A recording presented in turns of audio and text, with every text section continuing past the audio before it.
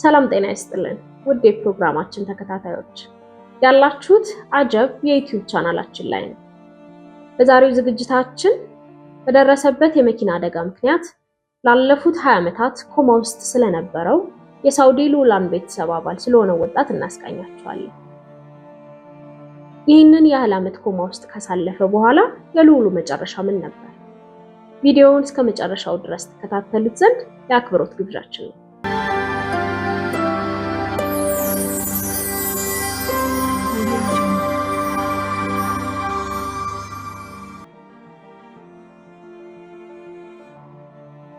በሳውዲ አረቢያ እምብርት ላይ የዘመናዊ ሕክምና ማዕከል በሆነው በሪያድ ሆስፒታል ውስጥ በጥልቅ ሐዘንና የማይናወጥ ተስፋ የተሞላው ታሪክ የዓለምን ቀልብ የሳበ ሆኗል። ይህ የሳውዲ ንጉሳዊ ቤተሰብ አባል የሆነውና ሕይወቱ ባልተጠበቀ መንገድ የተለወጠው የልዑል አልዋሊድ ቢን ካሊድ ቢን ተላል ታሪክ ነው። ለረጅም ጊዜ በኮማ ውስጥ መቆየቱን ተከትሎ የተኛው ልዑል የሚል ቅጽል ስም ወጥቶለታል። ይህ ቪዲዮ በአሰቃቂው አደጋ ዙሪያ ያሉትን ሁኔታዎች፣ የነበረበትን የሕክምና ሁኔታ፣ በተቻለ መጠን ለሱ ተገቢውን እንክብካቤ ለመስጠት የተደረገውን ጥረት፣ በተጨማሪም ቤተሰቦቹ የልጃቸውን ጤና ለመመለስ የነበራቸውን የማይናወጥ ተስፋና ዓለም የደረሰበት ዘመናዊ ሕክምና እንዲደረግለት ለማስቻል የሄዱበትን ርቀት፣ ኋላም የልዑሉ መጨረሻ ምን ይመስል እንደነበር በጥልቀት ያስቃኘናል።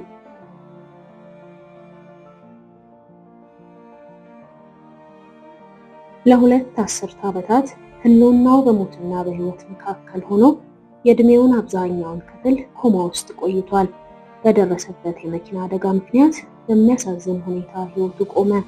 ከአደጋው ቢተርፍም እስትንፋሱ እንዲቀጥል በማያቋርጥ የሕክምና እንክብካቤና በመድኃኒቶች ላይ ጥገኛ እንዲሆን አስገደደው። ታሪኩ ከንጉሳዊው ቤተሰብ አልፎ በመላው ዓለም አስተጋባ። ሁኔታው በሚሊዮን የሚቆጠሩ ሰዎችን ልብ በመንካቱ በርካቶች በፍቅር፣ በማይናወጥ እምነት እና በሚያስደንቅ ጽናት ሲጸልዩለትና ሲያስቡት ፈውስንም ሲመኙለት ቆይተዋል። ሁኔታውን ከጥንታዊ አስማትና የእንቅልፍ ታሪኮችን ከሚተርከው ተረት ተረት ጋር በማያያዝ ነበር የተኛው ልዑል የሚል ቅጽል ስም ይወጣለት። ነገር ግን እውነታው ከተረት በጣም የራቀ ነበር። በፈታኝና እርግጠኛ ሆኖ መናገር በማያስችሉ ውስብስብ የጤና እክሎች የተሞላ ረዥም፣ አስቸጋሪና ውስብስብ የሕክምና ጉዞ ነበር። በአስደናቂ የዘመናዊ ሕክምና መሳሪያዎችና ለቤተሰቡ የማይናወጥ ታማኝነት፣ ፍቅርና ቁርጠኝነት በሕይወት ቆይቷል። በበርካታ ዘመናዊ ማሽኖችና በሚወዳቸው ሰዎች መገኘት የተሞላው የተኛበት የሆስፒታል ክፍል ሁሉንም የሳይንስ አመክንዮ የሚቃረን የተስፋ ምልክት ሆኗል። ለ20 ረጅም ዓመታት ቤተሰቦቹ በተስፋና በእምነት ያለማቋረጥና ያለመታከት ከጎኑ በመሆን ተስፋ ለመቁረጥ ሳይዳዳቸው በመቆየት ጥልቅ የሆነውን የግለሰብ አሳዛኝ ክስተት ወደ ዓለም አቀፍ የጽናት ታሪክ ማሳያነት ለውጠውታል። በሂደቱም ሌሎች ስፍር ቁጥር የሌላቸውን ሊያነሳሱበት ችለዋል። ልዑሉ በአንድ ወቅት በሕይወት የተሞላ ትልቅ ቃል ኪዳን ያለውና በብሩህ የወደፊት ተስፋ የተሞላ ወጣት ነበር። አሁን ግን አብዛኛውን የሕይወቱን ክፍል በመንቃትና ባለመንቃት መካከል ሆኖ በኮማ ውስጥ አሳልፏል። የእሱ ታሪክ የተፈጥሮን አሰራር፣ የመድኃኒት ወሰኖችንና የንቃተ ህሊናን ፍቺ በተመለከተ አስቸጋሪና ጥልቅ ጥያቄዎችን እንድንጋፈጥ ያስገድደናል። ከአደጋው በፊት የልዑሉ ሕይወት በተስፋና በፍቅር የተሞላ፣ ዕጣ ፈንታው ከሳውዲው የንጉሳዊ ቤተሰብ የዘር ሐረግ ጋር የተሳሰረና ብሩህ ነገን የሰነቀ ወጣት ነበር። አልዋሊድ ቢን ካሊድ ቢን ተላል የሚለው ስም ከብሩህ ተስፋና የወደፊት መሪነት ጋር አብሮ የሚነሳ ስም ነው። ከሳውዲ ንጉሳዊ ቤተሰብ በመወለዱ በመልካም ዕድሎችና ተስፋዎች የተሞላ ገደብ የለሽ የሚመስል የወደፊት ብሩህ ተስፋ ያለው፣ ነገር ግን የባህሉን ክብደትና የሀገርን ግምት በጫንቃው ላይ የተሸከመ ወጣት ነበር። የዘመናዊቷ ሳውዲ አረቢያ መስራች የንጉስ አብዱላ አዚዝ ታላቅ የልጅ ልጅ ነው። ሊጠብቀውና ሊያስቀጥለው ለተመረጠለት ቅርስና ለሚጠብቀው የመሪነት ኃላፊነት ለመዘጋጀት በትምህርትና በእውቀት እየታነጸ ነበር። የንጉሳዊ ቤተሰብ አባል ከመሆኑም በላይ የራሱ ምኞትና ህልም ያለው ግለሰብ በቤተሰቡ የሚወደድና የሚከበር የህይወታቸው ወሳኝ ክፍል የሆነ ልጅ፣ ወንድም እና ሊደርስበትና ሊያሳካው ለሚፈልገው ዓላማው የሚተጋ ተማሪ ነበር። ለሀገሩ የወደፊት ዕጣ ፈንታ የበኩሉን አስተዋጽኦ ለማድረግ ቁርጠኛ፣ መልካም ስነ ምግባርን የተላበሰና ለአገልግሎት ህይወት የተዘጋጀ ወጣት ከመሆኑም በላይ ችሎታውን ለማሳደግና ስለ ዓለም ያለውን ግንዛቤ ለማስፋት በመፈለግ ለንደን በሚገኘው ታዋቂ ወታደራዊ ኮሌጅ ተመዝግቦ ትምህርቱን እየተከታተለ ነበር።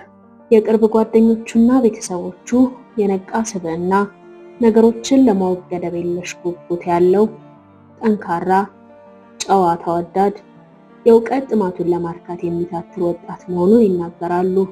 አብዛኛዎቹ ቀናቶቹ ለአቅመ አዳም ሲደርስ በተሰማራበት የሙያ መስክ በዓለም ላይ የራሱን አሻራ ለማሳረፍ በመዘጋጀት በትምህርት እውቀትን በመቅሰምና አድማስን በማስፋት ወታደራዊ ስልጠናዎችን በመውሰድ የጥንካሬ ገደቡን በመግፋትና ለአመራርና ለወዳጅነት አስፈላጊ የሆኑትን ችሎታዎች በማዳበር እድሜ ልክ የሚቆይ ትስስርን በመፍጠር የተሞሉ ነበሩ።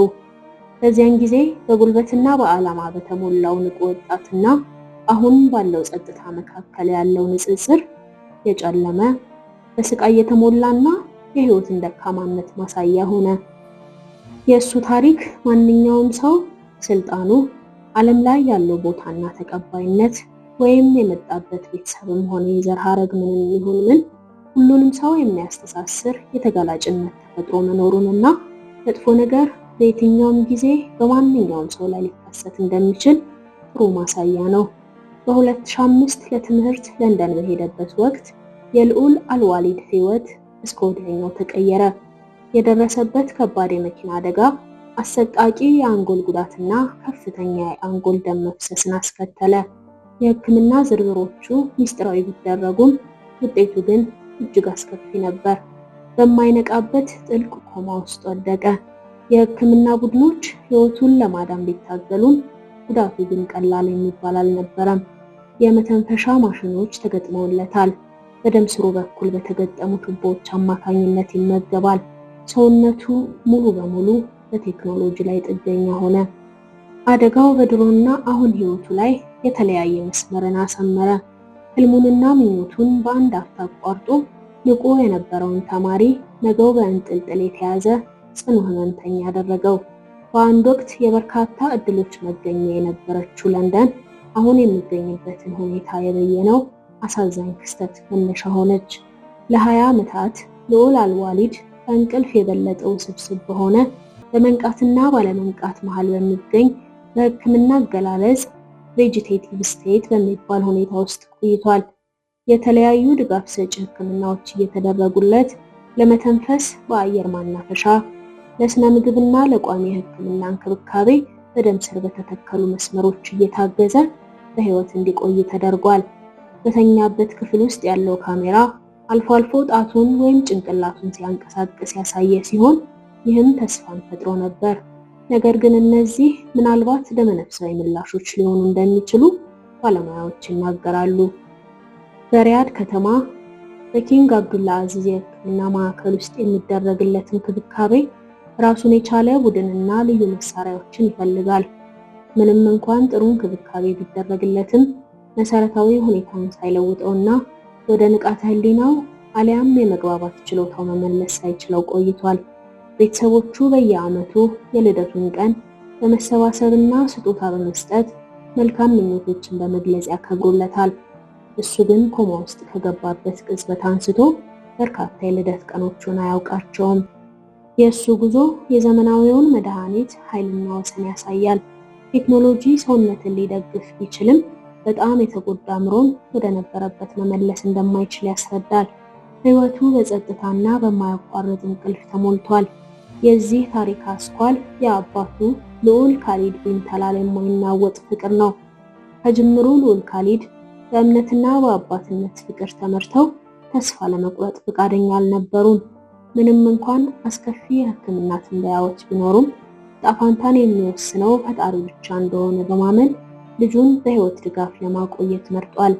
ይህ ውሳኔ የግል ሐዘንን ወደ ህዝባዊ የእምነትና የፍቅር ምስክርነት ለወጠው። የልዑል ካሊድ ተስፋው ጽኑ በመሆኑ በጣም ጥሩ እንክብካቤ እየተደረገለት መሆኑን ሳይታክት ይከታተላል። ዜናዎችን በድረገጹ በመልቀቅ ለተቀረው ዓለም ከማካፈል በተጨማሪ ዓለም በጸሎት እንዲያስቡት ይጠይቃል።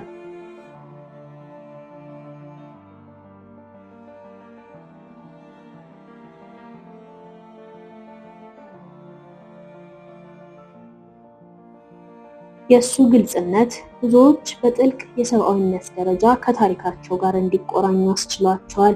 ለሱ የልጁ ሁኔታ መንፈሱ አሁንም ለመዳን እየጣረ መሆኑን የሚያሳይ ተስፋ ሰጪ ምልክት ነበር።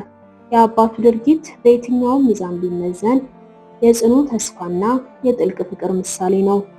ዘመኑ የማህበራዊ ሚዲያ እንደመሆኑ ወሬዎች ብዙ ጊዜ የተለመዱ የመረጃ ሂደቶችን በማለፍ በንፋስ ፍጥነት ይሰራጫሉ። አንድ ፖስት በጥቂት ደቂቃዎች ውስጥ ዓለም አቀፋዊ ውይይትን ይፈጥራል። አንዳንዴም በጣም በፍጥነት ከመዛመቱ የተነሳ እውነትን ደብቆ ለማቆየት የማይቻል ነው። ዓለምን እያገናኘ ያለው ይህ ፈጣን የመረጃ ስርጭት በአሉታዊ ጎኑ ስር ሰዶ የተሳሳተ መረጃንና ቀጥተኛ ውሸት እንደ ሰደድ እሳት እንዲሰራጭ ምቹ ሁኔታን ፈጥሯል። በቅርብ ጊዜ ብዙዎች ጋር የደረሰ አንድ ቪዲዮ ልዑል አልዋሊድ ወደ 2 አስርት ዓመታት ኮማ ውስጥ ከገባ በኋላ ከእንቅልፉ እንደነቃ በሰረ። ከፊልም ስክሪፕት የተቀዳ የሚመስለው ይህ ታሪክም በውስጣችን ለሚያንጹ አዎንታዊ ትረካዎች ያለንን ጥልቅ ምኞት በመቀስቀስ በፍጥነት የበርካቶችን ቀልብ ያዘ። የቪዲዮ ቅጂው አንድ አይኖቹ የተከፈቱ ደካማ ፈገግታ በከንፈሮቹ ላይ ያለ ራሱን የሚያውቅ ሰው በሆስፒታል አልጋ ላይ ሆኖ ሲስቅና ሲጫወት የሚያሳይ ነበር። ምስሉ አሳማኝና ወዲያውኑ ርህራሄና ተስፋን ያነሳሳ ነበር። እናም ሚሊዮኖች ይህ የፈጣሪ ተአምር ነው ብለው ተደሰቱ። በርካታ ሰዎች በማይቻለው ለማመን ጓጉተው ደስታንና አለማመንን በሚገልጹ ርዕሶችና ጽሑፎች አጅበው ቪዲዮውን አጋርተውታል። የእንኳን ደስ ያላችሁ መልእክቶችና ጸሎቶች የአባትየውን የድረገጽ አስተያየት መስጫ ክፍል አጨናነቁት። እውነቱ ብዙም ሳይቆይ ወጣ። በቪዲዮው ላይ ያለው ሰው ልዑል አልዋሊድ ሳይሆን ታዋቂው የሳውዲ ነጋዴ ያዚድ አልራጂ መሆኑ ታወቀ። በሁለቱ ሰዎች ሕይወት መካከል ያለው ልዩነት ግልጽ ነው። አንዱ ንቁና ጤናማ፣ ሌላኛው ለ2 አስርት ዓመታት በኮማ ውስጥ ያለ አሳዛኝ ወጣት። የተዛባ መግለጫው ስለ ልዑሉ የተሳሳተ መረጃ ከማሰራጨት ባለፈ ከህዝብ ጋር ግንኙነት የሌለውን ሰው አሳትፏል። ይህ በዲጂታል ዓለም ማየት ማለት ሁልጊዜ ማመን እንዳልሆነ አስታዋሽ ነበር።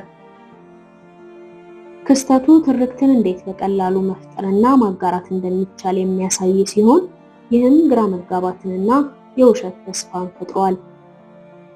የውሸት መረጃ የያዘ ቪዲዮ በቅጽበት በሚሰራጭበትና ስሜትን የሚነኩ ታሪኮች ብዙ ጊዜ ሳይረጋገጥ በሚተላለፉበት ዓለም ውስጥ የሚዲያ ዕውቀትና ሂሳዊ አስተሳሰብ አስፈላጊነትን የሚያስረዳ ትምህርት ነው።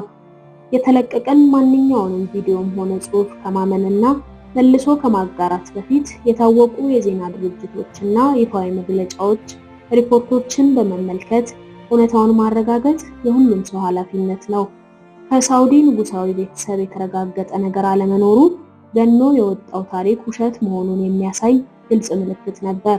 ያልተረጋገጡ ዜናዎችን ማሰራጨት የውሸት ተስፋንና የስሜት ጭንቀትን ይፈጥራል፣ በተለይ በስቃይና በስጋት ውስጥ ለሚኖሩ ቤተሰቦች።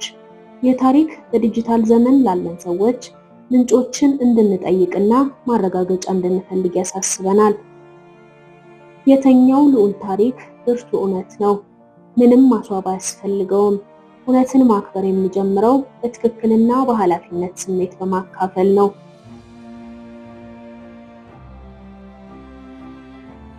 እንደ አውሮፓውያን አቆጣጠር ከሰኔ 2025 ጀምሮ ልዑል አልዋሊድ እውነታው ሳይለወጥ ቢቆይም በድጋሚ ግን አልነቃም። በአባቱ የሚመራው ቤተሰቡ በእምነትና በፍቅር ተደግፈው ረጅም ትግላቸውን ቀጥለው ነበር።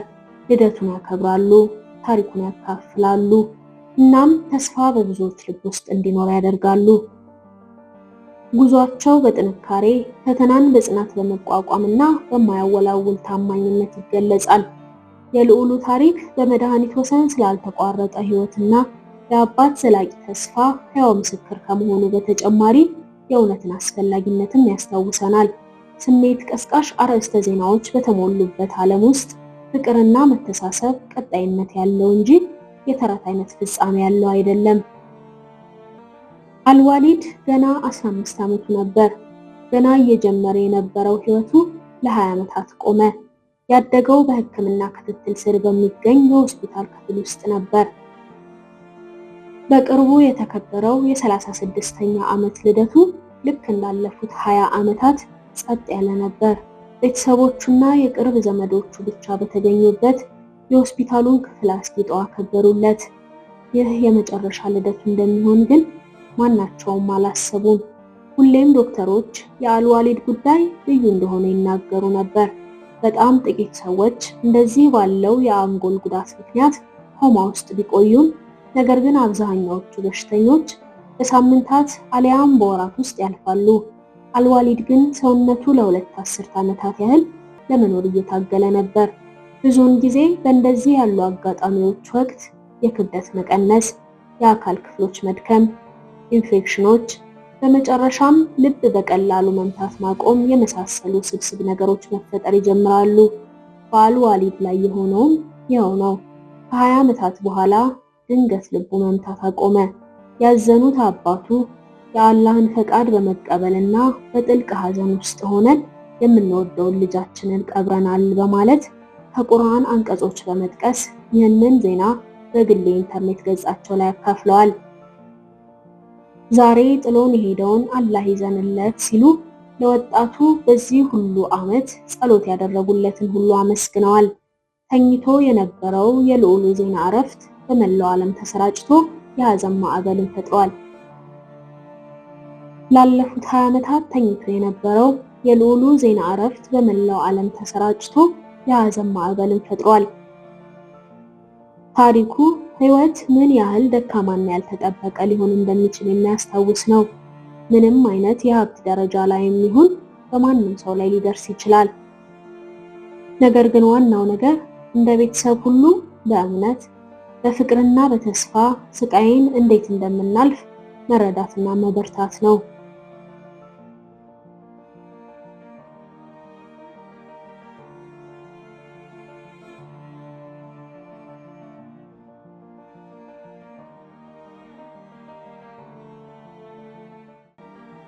ውድ ተመልካቾቻችን ለዛሬ ያዘጋጀንላችሁ ፕሮግራም የተከታተላችሁትን ይመስል ነበር። ዝግጅታችንን ከወደዳችሁት ላይክ እና ሼር ማድረግ አትርሱ። ዘወትር እንደዚህ አይነት ለየት ያሉ ፕሮግራሞችን እያዘጋጀን ወደ እናንተ ስለምናደርስ ቻናላችንን ሰብስክራይብ በማድረግ ቤተሰባችንን ይቀላቀሉ። አብራችሁን ስለነበራችሁ እጅግ እናመሰግናለን። መልካም ቆይታ።